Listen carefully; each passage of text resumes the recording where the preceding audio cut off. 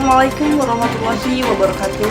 Selamat pagi pemirsa, kembali lagi bersama saya Syarifah yang akan menemani aktivitas Anda selama beberapa menit ke depan. Seperti biasa, pertemuan kali ini dihadiri oleh mahasiswa KPI 5D dan dosen pengampu mata kuliah teknik reportase dan investigasi berita, yaitu Bapak Dr. Adi Kusuma SIKOM MSI.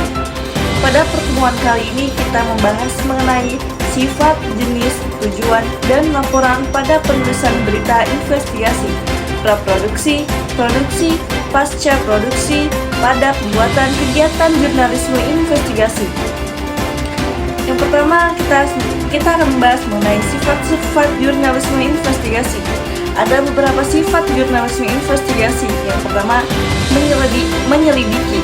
Berita investigasi merupakan jenis pemberitaan yang membuat tentang bagaimana suatu kasus penyimpanan. Berita ini termasuk dalam bentuk komunikasi jurnalistik yang akan mengunggah minat pembaca untuk menumbuhkan rasa berpikir kritis dan seolah terlibat dalam proses perjalanan kasus tersebut.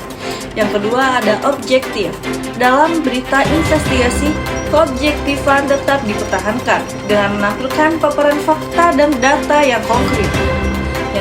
Yang ketiga ada riset dan reportase yang mendalam. Ciri jurnalisme investigasi yang mencangkup penelitian dan reportase yang mendalam serta menggunakan metode investigasi yang sistematis dan struktur.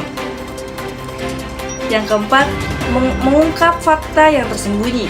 Tujuan utama dari investigasi jurnalistik adalah mengungkap bukti dan bukti secara fisik dari suatu permasalahan yang kontroversial. Yang kelima, argumentatif. Laporan investigasi harus ditulis secara padat dan jelas. Namun yang lebih pentingnya lagi, tulisan itu harus argumentatif atau memiliki dasar bukti yang kuat dan dibangun dengan logistik. Yang keenam, perencanaan yang matang. Investigasi harus dilaksanakan secara berurutan dan dengan perencanaan yang matang, dalam artian harus terstruktur sehingga tidak amburadul. Yang ketujuh ada fokus pada pembuktian. Liputan investigasi fokus untuk mencari pembuktian atas sebuah peristiwa yang dirasa ada kejanggalan. Sedangkan liputan in-depth fokus untuk mencari cerita di balik sebuah peristiwa dan tidak fokus mencari pembuktian dalam kasus yang sedang diliput. Selanjutnya kita akan membahas tentang jenis jurnalisme investigasi. Yang pertama, jurnalisme investigasi data adalah kegiatan jurnalistik yang berfokus pada penyelidikan dan pengungkapan informasi yang sulit diakses atau bersifat rahasia dan tersembunyi secara mendalam dan intensif. Jurnalisme investigasi data melibatkan berbagai pengumpulan, verifikasi, dan penilaian data. Ada beberapa elemen dalam jurnalisme investigasi data. Yang pertama, penelitian melakukan riset dan pengumpulan data untuk mengungkap fakta-fakta tersembunyi. Yang kedua, verifikasi, memastikan kebenaran informasi yang ditemukan melalui sumber yang dapat dipercaya. Yang ketiga, analisis, menganalisis data telah dikumpulkan untuk mengungkap pola atau tren yang tersembunyi. Yang keempat, ada narasi, menyusun narasi yang jelas dan mudah dipahami untuk menjelaskan hasil investigasi. Yang kelima, etika, menjaga integritas dan independensi dalam melaksanakan investigasi serta mematuhi kode etik jurnalistik. Yang kedua, ada jurnalisme pengawasan, adalah bentuk jurnalisme investigasi yang bertujuan untuk meningkatkan transparansi dan akuntabilitas politisi, tokoh publik, dan institusi. Jurnalisme pengawasan merupakan bagian penting dari lanskap media dan politik yang sehat, dan tujuannya adalah untuk memastikan bahwa mereka yang berkuasa bertanggung jawab atas tindakan mereka. Yang ketiga, jurnalisme dokumenter adalah bentuk jurnalisme yang menggunakan media audiovisual untuk menyajikan informasi secara visual dan naratif. Ada beberapa elemen penting dalam jurnalisme dokumenter. Yang pertama, penelitian, melakukan riset dan pengumpulan data untuk mengungkap fakta-fakta tersembunyi. Yang kedua, wawancara, Melakukan wawancara dengan sumber terkait untuk mendapatkan informasi yang relevan dan valid. Yang ketiga, pengambilan gambar. Mengambil gambar yang mendukung narasi dan informasi yang disajikan. Yang keempat, pengeditan. Mengedit gambar dan suara untuk menghasilkan karya yang lebih menarik dan informatif. Yang kelima, narasi. Menyusun narasi yang jelas dan mudah dipahami untuk menjelaskan hasil investigasi. Yang keempat, ada muckraking journalism. Adalah bentuk jurnalisme investigasi yang bertujuan untuk mengungkap korupsi dan kejahatan dalam pemerintah, bisnis, dan masyarakat. Muckraking journalism memiliki peran penting dalam menjaga transparansi dan akuntabilitas dalam pemerintahan dan bisnis.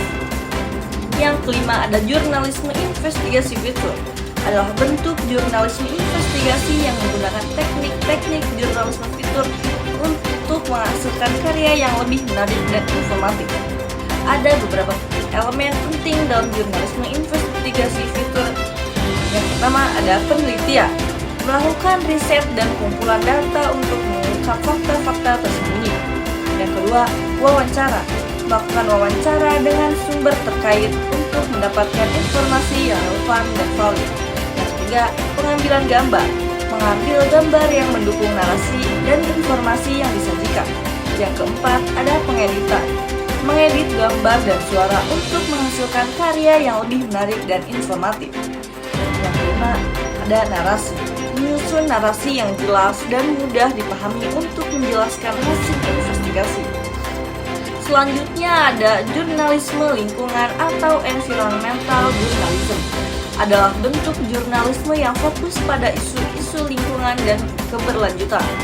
Jurnalisme lingkungan bertujuan untuk meningkatkan kesadaran masyarakat tentang isu-isu lingkungan dan mempromosikan tindakan yang berkelanjutan. Ada beberapa contoh bentuk jurnalisme lingkungan. Yang pertama, berita lingkungan.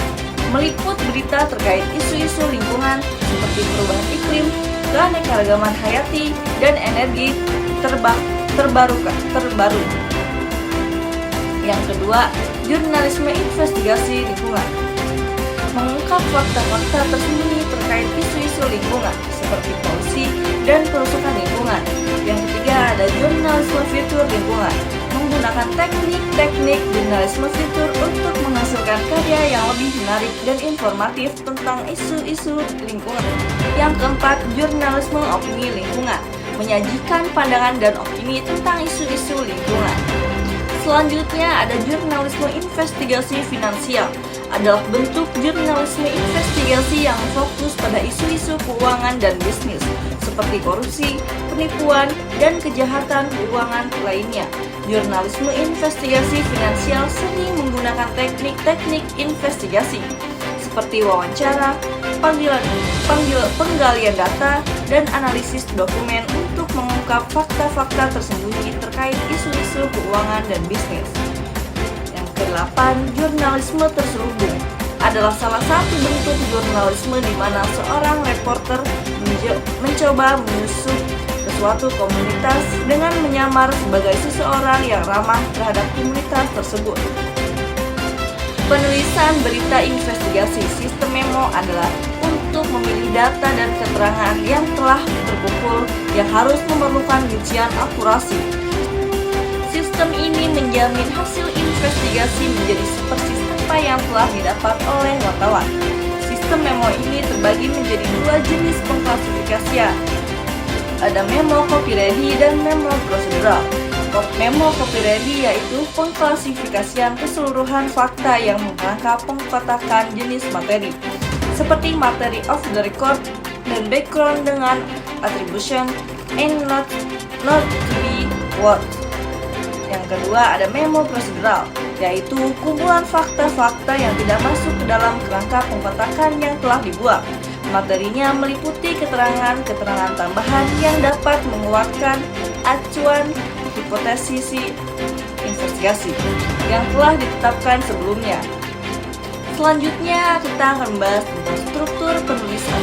Struktur penulisan berita investigasi menurut Carol Rich dalam bukunya Writing and Reporting News.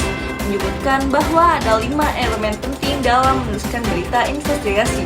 Yang pertama ada news, berita apa yang telah terjadi atau peristiwa apa yang terjadi.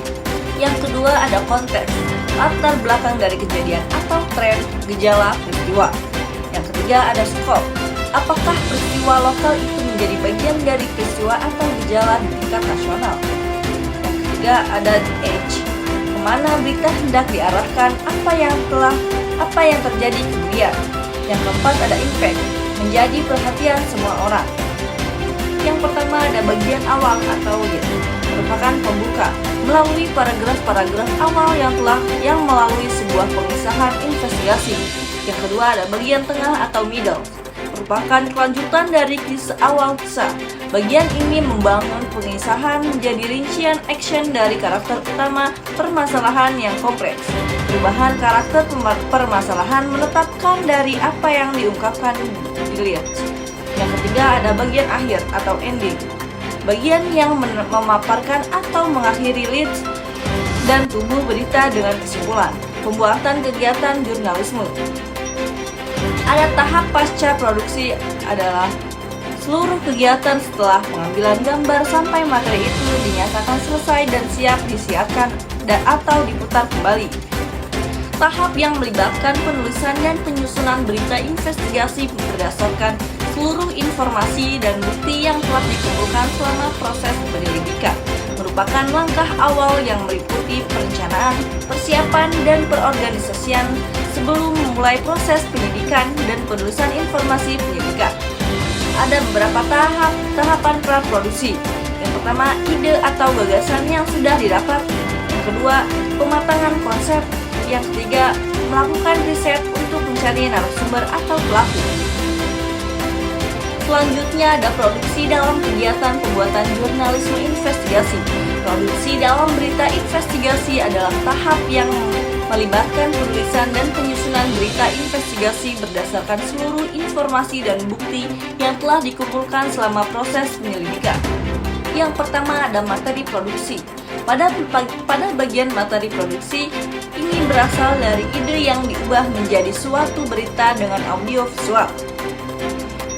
Yang pertama ada temuan fakta atau introduce topic, merupakan tayangan yang membahas mengenai bagaimana temuan fakta itu bisa menjadi sebuah judul berita. Yang kedua, penelusuran dan pembuktian, merupakan sesi atau segmen yang membahas mengenai fakta dan bukti-bukti di lapangan agar penonton atau khalayak percaya akan judul berita yang dibuat. Yang ketiga, produk yang ditelusuri, harus ada temuan lab. Statement tim dan tips merupakan tahap peliputan hasil lab yang juga membuktikan pada khalayak bahwa isu tersebut benar adanya.